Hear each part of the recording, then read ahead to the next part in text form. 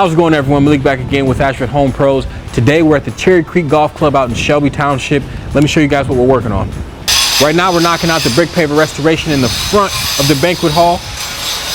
This one's a little bit unique because the pavers were actually set on a concrete foundation, and they were glued to the foundation. Normally you can just pick your pavers out. We have to go through a very special process here to make sure that we don't damage the surrounding concrete or other pavers. As you can see, we're using our hammer drill to get underneath the pavers, removing them safely, re-leveling the area, and then applying a fresh brick paver there. We're going to go with a nice red brick paver accent wall. We already put the back through our 3-step brick paver restoration process. We washed it, we applied a durable polymeric sand, then we sealed it. If you need any assistance or help with the service, feel free to give us a call, 248-845-4490. Have a great day.